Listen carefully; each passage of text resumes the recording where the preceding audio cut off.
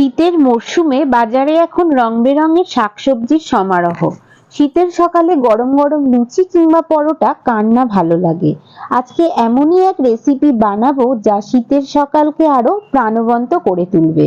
আজকে বানাবো মেথি শাকের পরোটা। স্বাস্থ্যকর ও সুস্বাদু মেথি শাক দিয়ে তৈরি এই পরোটা আপনার পরিবারের সকলের ব্রেকফাস্ট কিংবা সন্ধ্যার টিফিনে যোগ করবে নতুন মাত্রা। নমস্কার, আমি রুম্পা। রান্নাঘরের সাতকাহনের নতুন একটি পর্বে সবাইকে স্বাগত। মেথি শাকের পরোটা বানানোর জন্য আমি 11টি মেথি শাক নিয়ে নিয়েছি। তারপর মেথি শাক থেকে আমি সমস্ত পাতাগুলো কেটে নেব।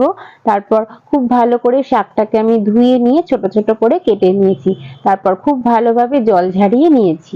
আর আমি নিয়ে নিয়েছি 3 কাপ মতো আটা। আপনারা চাইলে পরোটাটা ময়দা দিয়েও করতে পারেন। আটা ছাড়াও আরো কয়েকটি আমি ইনগ্রেডিয়েন্টস নিয়ে নিয়েছি। প্রথমে আমি নিয়ে নিয়েছি এখানে 1 কাপ বেসন, আর নিয়েছি হাফ চামচ মতো নুন, হাফ চামচ মতো জোয়ান, আর সামান্য কিছুটা গোটা জিরে, আর নিয়েছি হাফ চামচ মতো হলুদ গুঁড়ো, আর একটা কাঁচা লঙ্কাকে ছোট ছোট করে কুচিয়ে নিয়েছি, আর সামান্য কিছুটা আদাকে গ্রেট করে নিয়েছি, আর নিয়েছি আমি এখানে হাফ চামচ মতো কাশ্মীরি লঙ্কার গুঁড়ো। এখন আমি যে পাত্রের মধ্যে আটা নিয়েছিলাম সেই পাত্রের মধ্যে একে একে মেথি পরোটা বানানোর জন্য সমস্ত ইনগ্রেডিয়েন্টস গুলো দিয়ে দেব। সমস্ত ইনগ্রেডিয়েন্টস গুলো দেওয়ার পর খুব ভালোভাবে আটার সাথে মিশিয়ে নিতে হবে। যত ভালোভাবে আটার সাথে আপনারা মিশিয়ে নিতে পারবেন চেপে চেপে, ততই ভালো। পরোটাটা কিন্তু সুস্বাদু খেতে হবে। এই মেথি শাকের পরোটা বানানো কিন্তু খুবই সহজ। সামান্য কয়েকটি ঘরোয়া উপকরণ দিয়ে আমরা খুবই দারুণ স্বাদের পরোটা কিন্তু বাড়িতেই বানিয়ে নিতে পারি। আপনারা দেখতে পাচ্ছেন এদিকে আমার সমস্ত ইনগ্রেডিয়েন্টস গুলোকে ভালো করে আটার সাথে মিশিয়ে নেওয়া হয়ে গেছে। এবারে কুচানো মেথি শাকগুলোকে দিয়েও খুব ভালোভাবে আটার সাথে আমি এবারে মিশিয়ে নেব। এই মেথি শাকটাকেও যত ভালোভাবে চেপে চেপে আটার সাথে মিশিয়ে নেবেন, পরোটা কিন্তু ততই খেতে ভালো হবে। এবার আমি এখানে দিয়ে দিচ্ছি 1 চামচ মতো ঘি। আপনারা চাইলে এখানে সামান্য সাদা তেলও ব্যবহার করতে পারেন। তারপর আবারও খুব ভালোভাবে ঘিটাকে আমি আটার সাথে মিশিয়ে নিলাম।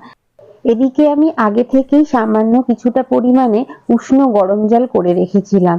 সেই জল দিয়ে এবারে আমি অল্প অল্প করে আটার মধ্যে দেব এবং আস্তে আস্তে আটাটাকে আমি মিশিয়ে নেব। এই আটার ডোটা খুব বেশি নরমও করবেন না, আবার খুব বেশি শক্তও করবেন না। অন্তত 3-4 মিনিট সময় ধরে আটাটাকে মেখে নিতে হবে। আর যত ভালোভাবে আটাটাকে মাখানো হবে ততই কিন্তু পরোটাটা ভালো টেস্টের হবে। খুব ভালোভাবে মাখানো হয়ে গেলে 15 থেকে 20 মিনিট সময় নিয়ে আমরা আটার ডোটাকে ঢাকা দিয়ে রেখে দেব। এদিকে আমি একটি বাটির মধ্যে সামান্য কিছুটা জল নিয়ে নিয়েছি। তারপর তার মধ্যে সামান্য কিছুটা পরিমাণে বোঁদে দিয়ে আমরা 5 মিনিটের জন্য ভিজিয়ে রেখে দেব। আর অপরদিকে আরেকটি পাত্র নিয়ে নিয়েছি, তার মধ্যে 200 গ্রাম মতো দই দিয়ে দিয়েছি, আর হাফ চামচ নুন, হাফ চামচ জিরা পাউডার, আর দিয়ে দিয়েছি হাফ চামচ গোলমরিচের গুঁড়ো, আর সামান্য কিছুটা পরিমাণে কেটে রাখা ধনেপাতাও এই দইয়ের ওপর ছড়িয়ে দিয়ে খুব ভালোভাবে আমরা এটাকে ফেটিয়ে নেব। তারপর অল্প অল্প জল দিয়ে দইটাকে আমরা একটু পাতলা করে নেব। তারপর খুব ভালোভাবে দইটাকে ফেটিয়ে নিতে হবে এবং খেয়াল রাখতে হবে দইয়ের মধ্যে যাতে কোনো দলা দলা অংশ না থাকে। আপনারা দেখতে পাচ্ছেন দইটা খুব ভালোভাবে আমাদের ফেটানো হয়ে গেছে। অন্যদিকে আমরা যে 5 মিনিটের জন্য বোঁদেগুলো ভিজিয়ে রেখেছিলাম সেই সমস্ত বোঁদেগুলোকে আমরা জল চিপে চিপে আমরা দইয়ের মধ্যে দিয়ে দেব। এইভাবে সমস্ত বোঁদেগুলোকেই জল চিপে চিপে দইয়ের মধ্যে দিয়ে খুব ভালোভাবে মিশিয়ে নিতে হবে। তাহলে আপনারা দেখতে পেলেন কত সহজেই আমরা বুন্দি রায়তা তৈরি করে ফেললাম। এই রায়তার মধ্যে কুচানো শসা ও কুচানো পেঁয়াজ দিয়েও আপনারা রায়তাটা খেতে পারেন। এদিকে 15 থেকে 20 মিনিট সময় পেরিয়ে গেছে। আমরা আটার ডোয়ের ঢাকনাটা খুলে খুব ভালোভাবে আটার ডোটাকে আবারও আমরা মাখিয়ে নেব। দেখুন আটার ডোটা একদম নরম হয়ে গেছে। এবার আমরা এখান থেকে অল্প অল্প করে লেচি কেটে নেব। আমরা যেহেতু পরোটা তৈরি করছি, তাই লেচিগুলোকে খুব বেশি মোটাও রাখবো না, আবার খুব বেশি পাতলাও রাখবো না। লেচিগুলোকে আমরা মাঝারি মাপ করে করে কেটে নেব। আমার সমস্ত লেচিগুলি কাটা হয়ে গেছে। এবার আমরা চাটুর মধ্যে অল্প কিছুটা পরিমাণে আটা নিয়ে নিয়েছি। তারপর এক একটা লেচি নিয়ে আমরা এবার পরোটার আকারে বেলে নেব। প্রথমে আমরা লেচিগুলোকে গোল আকার করে বেলে নেব। তারপর লেচিগুলোকে আমরা কিন্তু ত্রিকোণ আকারের মাপ দিয়ে দেব। খুব ভালোভাবে গোল করে আমাদের বেলা হয়ে গেলে এখানে আমরা ঘি দিয়ে ব্রাশ করে নেব। আর আপনারা চাইলে এটি সাদা তেল দিয়েও পরোটার ওপরে একটু ব্রাশ করে নিতে পারেন। এই ঘি অথবা সাদা তেল দিয়ে পরোটা তৈরি করলে পরোটার স্বাদটা কিন্তু অনেকটাই বেড়ে যায়। খুব ভালোভাবে ঘি অথবা সাদা তেল ব্রাশ করা হয়ে গেলে আমরা পরোটাটাকে একটা মাঝখান থেকে ভাঁজ দিয়ে দেব। তারপর আবারও আমরা ঘি অথবা সাদা তেল সেই পরোটার উপরে ব্রাশ করে দেব। তারপর আবারও একবার পরোটার মধ্যে একটা ভাঁজ দিয়ে খুব ভালোভাবে এবার আমরা পরোটাটাকে বেলে নেব। এই সময় এই পরোটার ওপরে সামান্য একটু আটা কিংবা ময়দা ছড়িয়ে দিয়ে পরোটাটাকে বেললে পরোটার বেলাটা কিন্তু খুবই ভালো হয়। তাহলে আপনারা দেখতেই পাচ্ছেন আমি কিভাবে সুন্দর একটা মেথি পরোটা তৈরি করে ফেললাম। এইভাবে আমি সমস্ত পরোটাগুলিকে ত্রিকোণ আকার করে বেলে নেব। এখন আমাদের কাজ হলো পরোটাগুলোকে চাটুর মধ্যে খুব ভালোভাবে ঘি কিংবা সাদা তেল দিয়ে ভেজে নেওয়া। আমি ত্রিকোণ আকার ছাড়াও আরেকটিও পরোটা তৈরি করে দেখাচ্ছি। আপনারা চাইলে গোল আকারেরও পরোটা তৈরি করে নিতে পারেন। তার জন্য আবারও একটা প্রথমে লেচি নিয়ে নেব। তারপর খুব ভালোভাবে লেচির ওপরে সামান্য একটু আটা কিংবা ময়দা ছড়িয়ে দিয়ে বেলনির সাহায্যে ভালোভাবে আমরা গোল করে বেলে নেব। খুব হালকাভাবে হাত দিয়ে প্রেস করলেই কিন্তু সুন্দর একটা গোল আকারের আমাদের পরোটা তৈরি হয়ে যাবে। আপনারা দেখতে পাচ্ছেন কত সুন্দর একটা গোল আকারের আমাদের পরোটা তৈরি হয়ে গেছে। এবার আমরা একটা চাটু বসিয়ে নিয়েছি। চাটুটা খুব ভালোভাবে গরম হয়ে গেলে আমরা এক একটা পরোটা চাটুর ওপরে দিয়ে খুব ভালোভাবে পরোটাগুলোকে আমরা ভেজে নেব।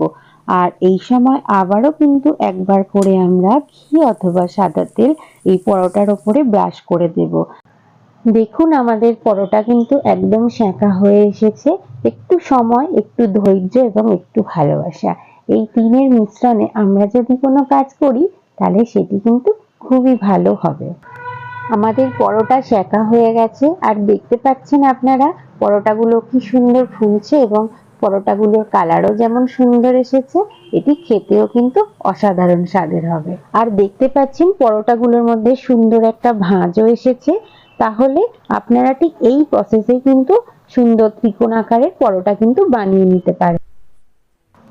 আমাদের ত্রিকোণ আকারের পরোটা বানানো একদম রেডি হয়ে গেছে। এবার আমি আরেক প্রকারের পরোটা আপনাদেরকে বানিয়ে দেখাবো।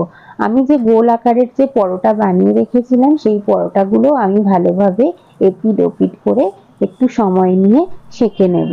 তারপর প্রত্যেকটা পরোটার গায়ের ওপরে একটু করে আমি ঘি অথবা সাদা তেল ব্রাশ করে দেব। তারপর খুব ভালোভাবে একটু সময় নিয়ে এদিক ওদিক করে আমরা পরোটাকে ভেজে নিলেই আমাদের কিন্তু গোল আকারের পরোটাও একদম রেডি হয়ে যাবে। আমি এইভাবেই সমস্ত পরোটাগুলো রেডি করে নেব।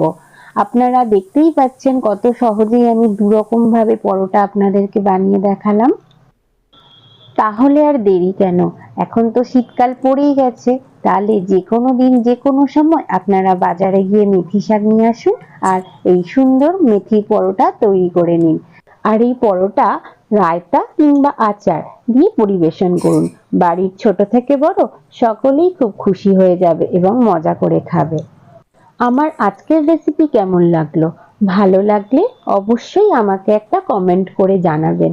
সেই সঙ্গে লাইক, শেয়ার এবং আমার চ্যানেলের নতুন বন্ধু হয়ে থাকলে সাবস্ক্রাইব করার অনুরোধ রইল এবং পাশে থাকা বেল আইকনটি প্রেস করে অল নোটিফিকেশনটি কিন্তু অন করতে ভুলবেন না। তাহলে আমি যখনই কোনো নতুন ভিডিও আপলোড করব সবার প্রথম তার নোটিফিকেশনটি আপনার কাছে পৌঁছে যাবে। সবাই খুব ভালো থাকবেন, সুস্থ থাকবেন এবং কাছের মানুষকেও ভালো রাখার চেষ্টা করবেন। আবার খুব তাড়াতাড়ি ফিরে আসছি নতুন কোনো রেসিপি নিয়ে। ততক্ষণের জন্য সঙ্গে থাকুন এবং সঙ্গে রাখুন রান্নাঘরের স্বাদ কাহন।